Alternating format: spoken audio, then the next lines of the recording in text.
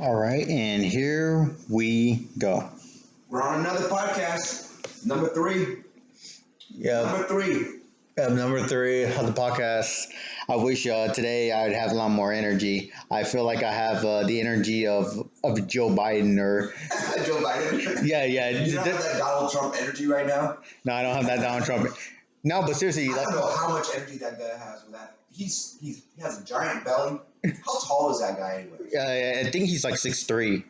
Really? Yeah, he's actually pretty. Yeah, Donald Trump is actually pretty tall. Okay. You would think that somebody 7 years old with that gold hair and that belly wouldn't have that much energy, but damn, that dude has a lot of energy. Joe Biden has a lot of energy though. He gets pretty animated when he's around kids. You know? Yeah, true, but I don't like. His hands have a lot of energy. Yeah. Yeah, he has great hand-eye coordination. Yeah. No. So number 3, man. We should be on number 4 by now. But Well, yeah, I tried to do number 4, but I still have the recording, but I don't like the recording. oh, okay. Yeah. Do a solo podcast. Is there either that or just do react videos, which everyone and their mom does it now. You don't think we should do react videos? I think it would be kind of cool. Well, You think so? I've tried doing react videos before, but I've been getting a lot of copyright claims against me, even though I don't put any of the audio or the. Huh? And you got copyright claims on it? That's interesting.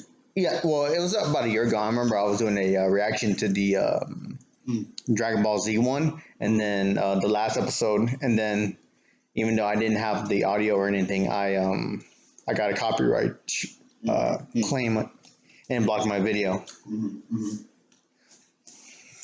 That's interesting. I didn't know they actually would. Like, how are the other guys getting away with it then? Well, They're putting whole footage, in their videos, and they're doing reactions to it, and they're not getting anything. They're up there. Yeah, I know. It's 10-minute clips from the movies in there.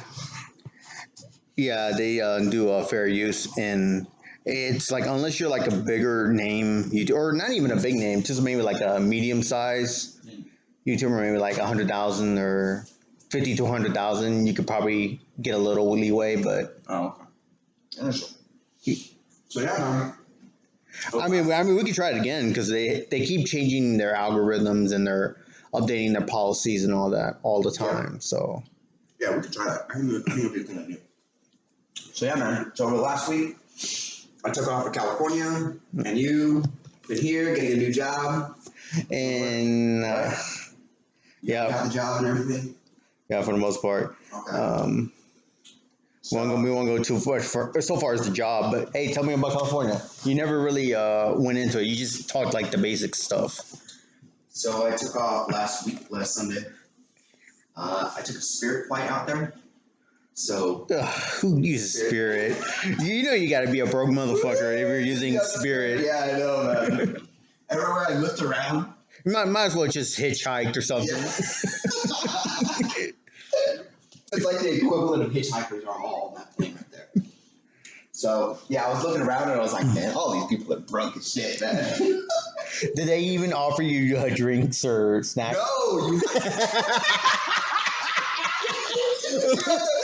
to pay for it. You have to pay like $5. I asked for water, and they were like, it'll be $3.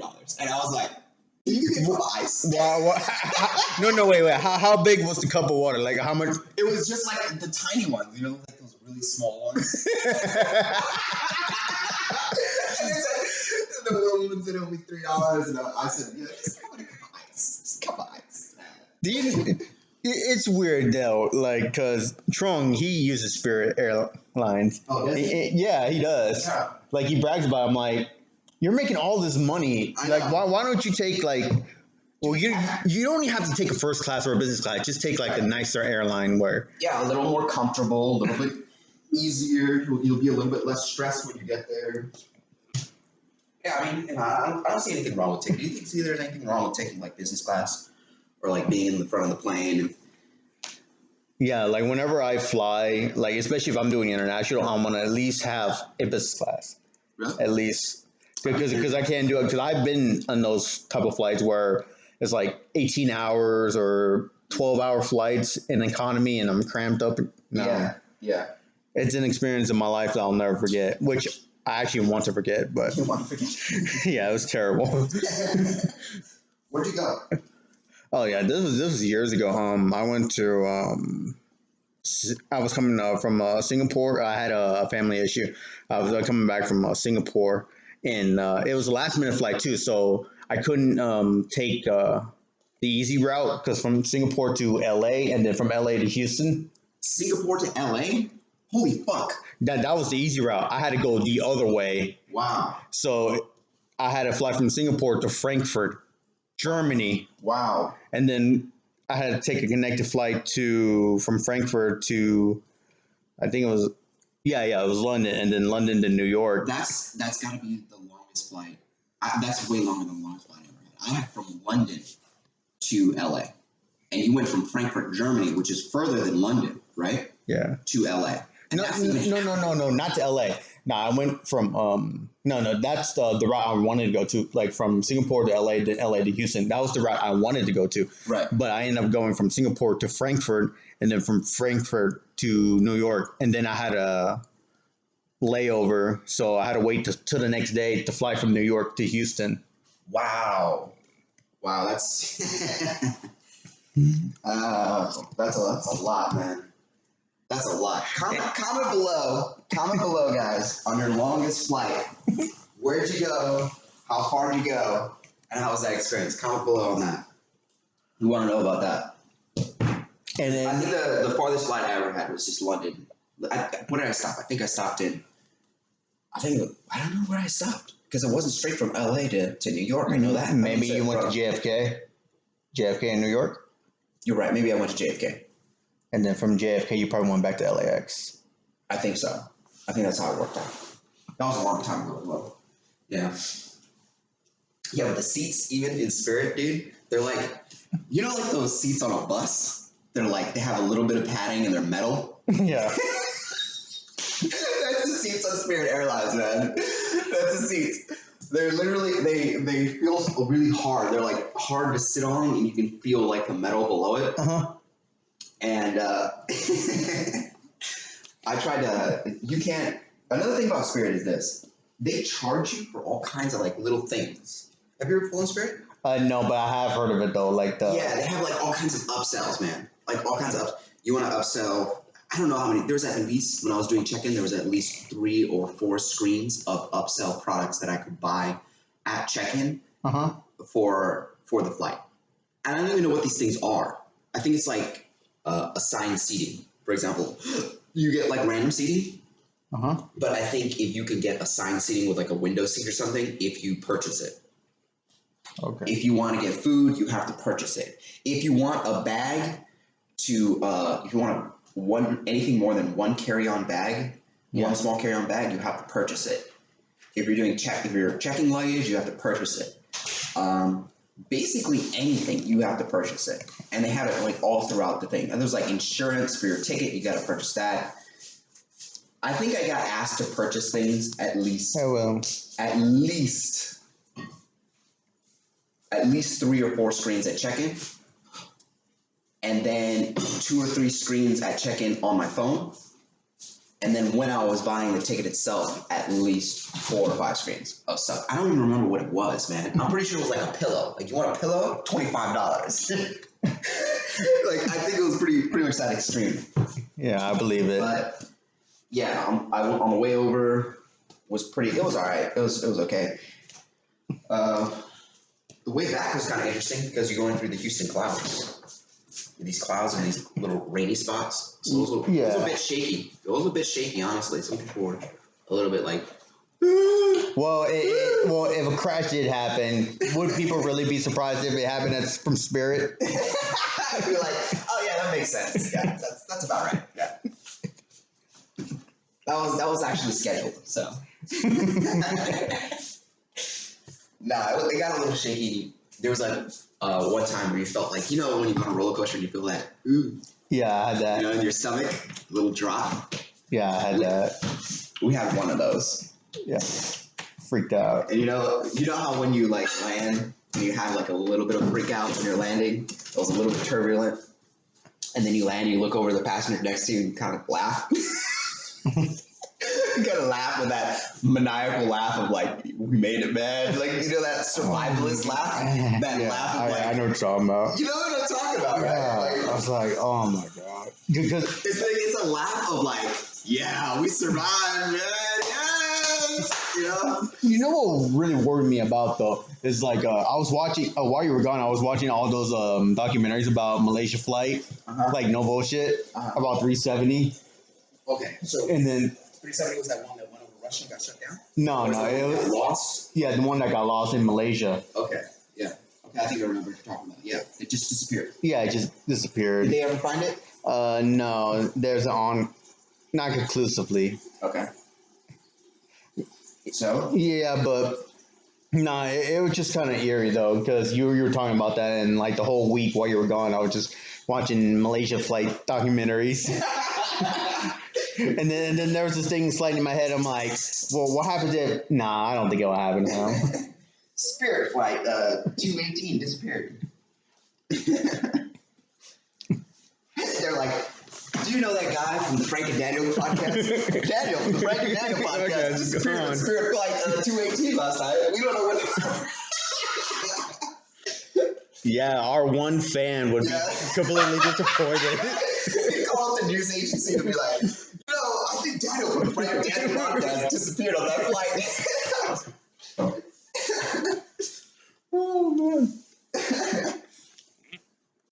So, I flew Spirit both ways, road trip. LA is an interesting place. So, I was there for a week. The closest I've ever been to LA was the airport. You never got to go around LA? No. Hang out? No. Although I do want to do it one day. Oh. Yeah. I think it would be an interesting experience. See, LA is the kind of place, as they always say, it's a place to visit, not to live. Yeah, and I definitely agree with that. What I do when I first got there, I got off a plane and I got on this. There's a bus called the Flyaway, and it's basically to all terminals, and it goes all the way up to Van Nuys or the Valley or anywhere else you want to go. When I got on the Flyaway, like midway through the Flyaway, I was looking around LA and I was like, I'm never moving back here. Like, I'm not moving back here unless I'm like forced to, or there's some sort of a job or something. I'm never moving back there. You remember that little pilot that we were trying to work on about people you meet in Los Angeles? Yes, yeah. The people you meet in Los Angeles. I think that would be a really good movie because it's based around the idea. It's based around the idea of all the people that I've met in Los Angeles, all these little cliquey groups that have their own philosophy about life, basically, and they have their own things that they do, And they're all weird. They're all strange motherfuckers, all of them, in their own way. And it's funny. It's funny, like, people who are totally into sales. It's all about sales, bro. You gotta, ABCs, you gotta be selling every day. Everything's a sale. And then there's, the pickup guys. We gotta pick up girls, bro. We gotta show up at the club at 12 o'clock. That's the time you gotta show up, man. That's when they're hot, man. That's when they're ready to go. And, there's all these groups, man. All these groups, surfer kids. Yeah, I always seem to notice, like, hang out, bro. Every person that I've had a problem with has been from LA. You're probably, like, the first person from LA I'm really cool with. Yeah. Because every person I've met that's from LA, I've had some type of problem with. Like, dude, LA is a wild. Like this one kid that never shuts up, and he's like, "Yeah, bro, I'm me. I'm from LA." Or no. You know what? Another thing I like is you say Los Angeles, like, "Hey, I'm from Los Angeles, California." Yeah. But everyone's like, "Yeah, I'm from Cali." Yeah. They say it's so proud of it. No, they say it's not even proud. It's like obnoxious in a way. Cali, man. Like Cali forever. He's like, "Yeah, I'm gonna move to Cali." And Cali. It was a story about my trucking days. He was from my trainer. He was from Miami, and he liked California a lot. So like every time he would go to California, he would put on Tupac's "California Luv" with Tupac, and then he'd be like getting into it. That's such a classic, man. You would just roll around in California and listen to like Tupac, or like Hotel California, or any of those like typical California songs. They always have somebody playing one of those songs at Venice Beach. Anytime you go to Venice Beach and you walk around, other than all of the homeless, probably the homeless will be playing that damn song, man. Yeah, it's like what if Houstonians ever got obnoxious like that. Yeah, I'm from H-Town. They aren't that obnoxious, huh? Like, Cali definitely has that own thing, right? Like, they want to say that they're from there. New York also has that. Yeah, but it's not as like blatant. As LA, you think so? Yeah, like from people from New York, I seem to notice is like, yeah, I'm from New York, or I'm from Queens, or More normal about it, right? Yeah, they're more normal. They're just, or even like when they're proud, like even when they're proud, like they sound, natural when they seem proud. And so when I was there, even on the bus trip, man, I was already looking around this place. And I'm like, man, I'm not moving back here unless I have a job or I have something specific to do. Definitely not moving back. Valley is. So when I got there, right, I rented my car from a friend of mine, right? Yeah. He was one of my old roommates, and I lived with him for like 2.5 years. Real good guy. I should say his name. His name's Ray. He's from Morocco. We should have him on the podcast one day because he's also a YouTuber right now. So good continue. So I rented his car, right? And so I paid him like $100 for a week, which I think is a pretty good price to have a car for a whole week for $100, right? Yeah, like if this is like just a used car, or was the car like kind of nicer? No, this is his car. So my other friend, Sherman, he picks me up, right? He picks me up from the flyaway, right? And we're talking and everything, and we get back, we go over to Ray's car, and his car is left at his old house where he was renting, right? He's a CSUN student. He's over at Cal State Northridge, which okay. And we go there, and I'm picking up the car, right? And this fucking car, man, I should show you pictures of this fucking car, man. I've never, you know how fucked up my car is, right? My old 2000 Honda Accord. You know how fucked up that car is? No, I was gonna say something, but I wasn't. Not about your car, but another person's car. You know how fucked up that car is, right? And you know how dirty it used to get, right? Yeah. Okay. His car is at least 4 or 5 times worse than that, man. That fucking thing was like the only thing I've ever seen dirtier than that car is like a UCLA frat kids dorm. If you've ever been to UCLA and you've seen these frat kids dorms, it's literally piled like you can't walk in the room. I don't know how they fucking live in those places. But this guy's car was so fucked up. I found juice in there. I'm pretty sure. He says that it's a protein shake. Man, I'm pretty sure that it's a juice that I made like a year and a half ago. And that fucking juice is still in his car, dude. From a year and a half ago, the fucking juice is still in there. Or you know what they probably... You know what they probably did? They're like, oh shit, Daniel's coming over. Let's fuck up... Let's just make this completely disgusting. Yeah, fucking disgusting, man. And he's going to have to drive around in it. So I knock on the door. This guy comes out. He gives me the keys. I open it up. And I'm like, what the fuck is this?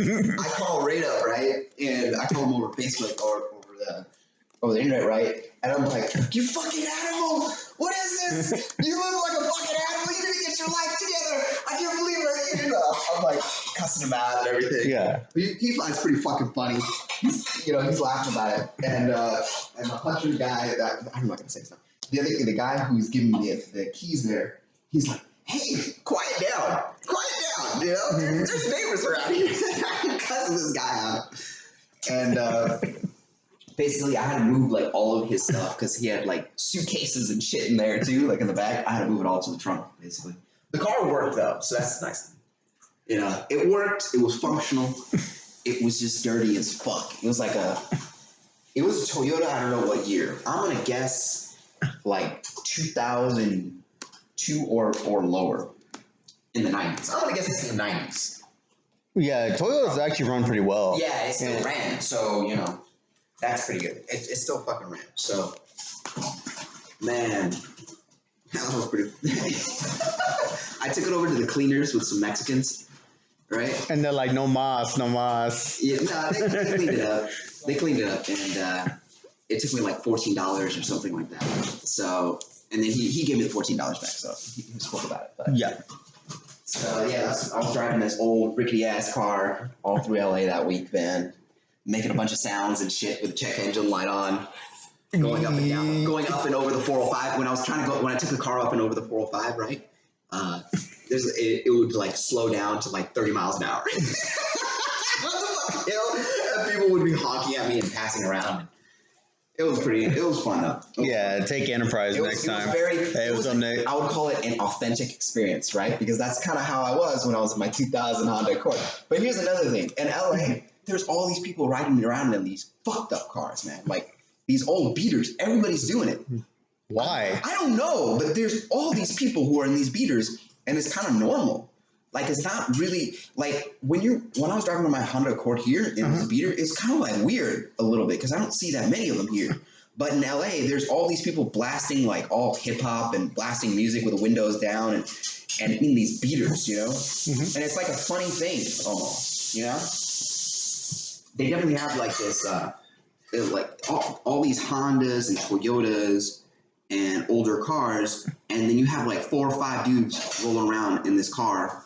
You know, blasting, you know, Tupac or something, running around. Or have you seen like cars and laughing about it? Have you seen high-end cars like Ferraris and Bentleys? Well, you do, but it seems less often. I feel like there's more beaters out there, more like those old messed up cars in LA than there is here for sure. Yeah. And everybody in my age range has one, and it's normal. It's fucking normal. Particularly in a Honda. Well, yeah. You know, his windows don't even go down. Like my or no, is it by manual? they had no, they weren't manual. Oh, okay. His front 2 windows don't go down. Uh-huh. So it's just like my car, which is I think all 3 windows don't go down. Really? Yeah, the passenger window is the only one that no, the driver's side window is the only one that goes down. Are you sure you just don't have that one button that like locks your windows? No, that's not broken or anything. They're screwed. They've been screwed like that. But yeah, man, I think it's pretty normal to be out in LA and like that. See, that's why I was rolling around in that car. And it was normal. Yeah, it's just cool, man. It's just like whatever. One thing. So I got there, went to my old place. Got my room, got like 7 days for $175. Not bad. Stayed there. What was the size of your room? It was a good room. No, it was a shared room. Shared room. Oh, that's why. Yeah. It was so cheap. Okay. Exactly. That's like a closet or something. You staying in the closet? No. You can't lie down, but you can stretch out your legs. I remember the old roommates we used to have. Before that stayed in the master bedroom. I won't name their names, but you know who they are. Yeah, I remember that one time when they brought like their immigrant friends here, and then they had to sleep in the closet. I'm like, what are you talking about? When was this? No, this was a while ago. Before Trong had remember the. Oh, I think I know what you're talking about. Okay, yeah. Yeah, you remember the couple? Okay. I'm not gonna say their name because I don't want to put them on blast like that. But yeah. Yeah, they had their immigrant. I forgot about that. Yeah, they had their immigrant friend. I'll never forget it because they had this dog. Oh, yeah? Yeah, they had their dog with them, and then the dog kept looking at me with his sad puppy eyes as I'm eating like a delicious meal. Yeah. So. And they're sleeping in the closet. I'm like, yeah. In the closet. I mean, what you'll notice about California is it's dirtier. Everything is dirty in LA. Everything is fucking dirty. Well, nothing without like, you know, like how you go to a mechanical shop, right? Or you go to a place where you're gonna fix your car up, right? Yeah. And then you wipe your finger along the wall anywhere at a mechanic shop, right? And it's just like this grime is there. Yeah. Natural grime. That's all of LA. That's all of LA. It's just as bad. Well, I really didn't want to come in conversation about like the politics behind it and like how things are being run over there. Yeah, it's run by a bunch of littles. Well, but still, you know, you can't have it like go to that state. Or like have it, having LA nasty. But New York is like that too. New York is probably even a worse version of that. I think if you just have enough people living together all in one place, then you're gonna have that sort of thing happen. You know, So you want me to move this over there? So yeah, no, I mean, from LA, a lot of homeless people, way more homeless people than before, like at least 30% It's more. better. Yeah, it's pretty bad. Yeah, it's really bad. Like, why don't they just leave? Or actually, you know, I saw on Rogan's podcast how he talks about how some cities in California are actually giving them bus tickets to leave Yeah. California. Yeah, yeah. Oh, no. They're like cities. they're trying to get rid of them through like bus tickets and stuff like that, you know. So, man, there's so many homeless that if you go there's places in Hollywood where if you go in a bar and you come outside the bar and you walk out maybe 10 feet, right around on the other side of the bar are like tents for the fucking homeless. It's like Skid Row everywhere in that fucking place. So, Yeah, I mean, every city has this problem, by the way. You know, I don't want to come on here like just California bashing. I'm California. I'm from California. I'm from LA, and I fucking bash that place, man. Yeah, we have our own problems here in our city too. But I like this place way better. It's way better, man. Way better. Like in every single one. So, yeah. Oh, okay. So I went to this. I met up with one of my old friends, right? Yeah. And I went to this party. It's an after party in LA. Now, and after this is really fun. This is pretty actually pretty funny. I've never been to one of these before, but it was very LA of it. This is the last story I'll tell before we gotta close it off. But so at this is an after party, right? It's like 2 a.m. or something, right? And this guy, it's very LA to go like, hey, we're going to this bar, right? Or whatever. And he goes, oh, we're going to this bar. I'm like, okay, all right. And I go down to Hollywood, and he's like, well, you know, actually, we're over here now. Wait, what? LA is a very place, like, if you ever want to meet up with someone, you're never going to meet up at the place that you agreed to meet up with them at. Like, never. You never fucking meet up with them there. It's going to be like the next place down from there, wherever they go after that you're going to meet up with them. So he ends up sending me this address, and it's like to these warehouses. Okay, so I want to see this guy because I haven't seen him in a while. Right? So I go over there, right, and it's to this fucking warehouse. It's like buildings that look like they're construction buildings or something, right? Right, that's what a warehouse looks like. In downtown LA, right? Yeah. Now I go there, right, and I'm like, did you send me the wrong fucking address? Because I'm pretty sure this is the wrong address, right? And so I go and I park and I'm getting gas, and then I'm thinking to myself like, hostel you know too. what? No. I'm like, you know what? Maybe I am at the right place because I've seen like these kind of underground club sort of things before in LA. And I go back and I start looking around, and sure enough, there's some guy who looks like a bouncer, right, just standing in a doorway off inside in the dark on top of like one of these docks, you know, like docks for loading stuff. Dude, let me tell you, this is between trucks and shit and like a fenced gate. It's like you would never think that anything was here, right? So I go over to the door, right? And I'm like, yeah, man, I got invited by a couple friends of mine. He has a flashlight, so now I know, right? That I'm at the right place, right? He's like, ID, and I got him, and he's like, yeah, so what's the passcode? And I'm like, what? What do you mean? And I'm like, I just got a couple friends here. His name's whatever. They're you know, they're pretty. They probably came in like 30 minutes ago or whatever. And he's like, yeah. So what's the passcode? I'm like, I don't fucking know. I don't know. You never told me. You just gave me an address. And so I pick up the phone and I try to call him. Right. He doesn't pick up, obviously. Right? Nobody fucking picks up their phone in LA. Yeah, gets their nuts cut Any off. fucking time. Nobody picks up the fucking phone. So, basically I go, I got a couple friends there, and he's like, do you have cigarettes? And I'm like, I don't have any cigarettes. And he's like, okay, well, just give me some cigarettes. So I go back to the gas station. Right? I buy like 2 packs of cigarettes. And then I come back. But by the time I come back, my friend actually texts me. And its passcode is word of mouth. So I tell him word of mouth. I give him cigarettes anyways. And he's like, okay, go ahead. Go down this long hallway in this building. Go to the elevator, which is like one of those dock worker elevators. You know those like like so like it's totally framed off metal inside, right? And there's like a camera watching you. There's a camera in the upper right hand corner with like a red dot in the middle of this fucking abandoned warehouse, and then an elevator that slowly comes down like and then opens up, right? And it's super rickety, and there's like one light inside that's like barely flashing, right? And I'm like, what the fuck am I getting into, right? So I go in, and he told me to go on the fourth floor, so I click fourth floor and I go all the way up. Yeah. And then you get to you get to the fourth floor and you get out, and it's like another dark hallway, and you have to walk down this dark hallway, right? There's nobody around, nobody in sight, okay? No music, no nothing, you don't hear anything, nothing. It's just silent. And there's another security guard sitting in the dark, right? This and is like, some white people shit. yeah, this is some white people shit. Like, because if you go into an area, I'm like, okay, maybe I shouldn't go in here. You know, the guy's kind of questionable.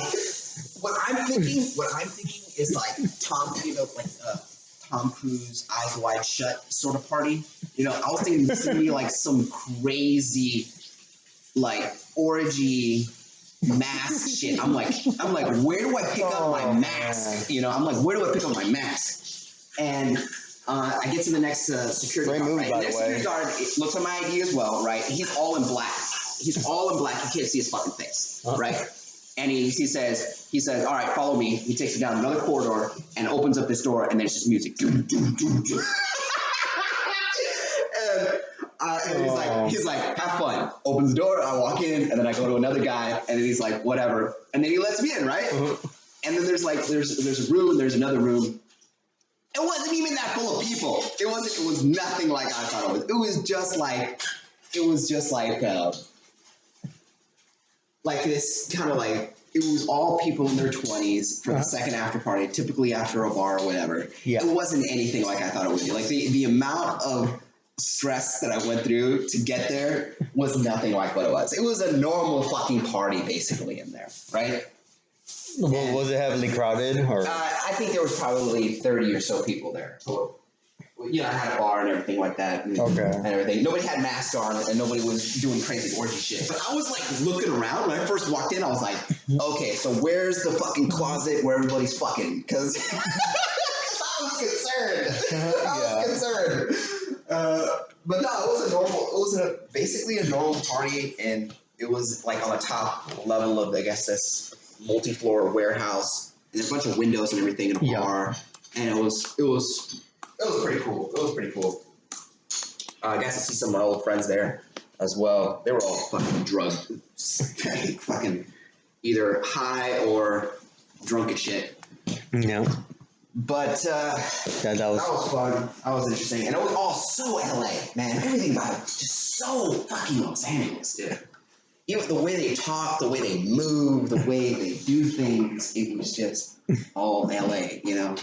Like some of my friends were like wearing like Peaky Blinder caps, and Peaky. Everybody dresses like Mackerel, the guy Mackerel. Sounds familiar. Okay, there's a song of his called what is it, like Thrift Store or something? So they basically Thrift Store? Yeah, I know. I know what a thrift store is. Yeah, right. You know how he dresses in that with the big coats and the skinny jeans and all that kind of thrift store stuff, and it's just really like outlandish. So everybody like they shop at Goodwill or something. Yeah, but cool. You know, they all have those boots on. Those. Yeah. And of course, whatever it is that you have on, you also have the $200 boots on. Those, leather $200 boots you get from like Nordstrom or something like that. Of course, they always have that. Everybody has those. And some, jeans from Italy, and some jacket from, thrift store. Typically, how they dress with some tacky glasses. Everybody's dressed like that. And I was just like thinking, I got to talk to some of the guys. That was pretty fun.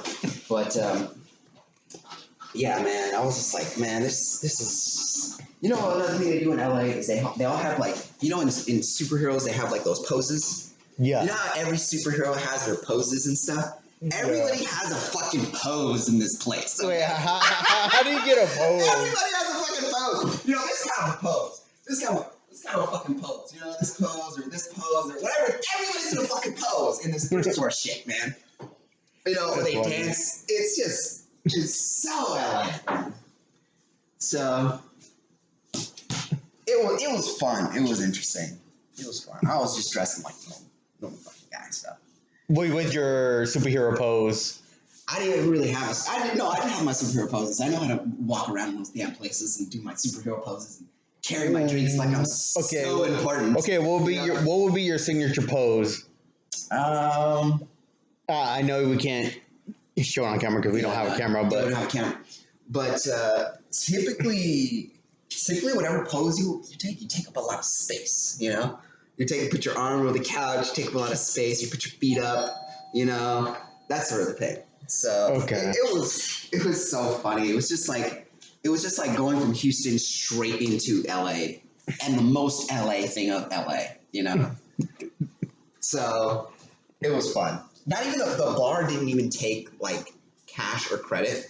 They took like Venmo or something. Oh my god! The bar doesn't even take cash or credit. It took fucking Venmo, man.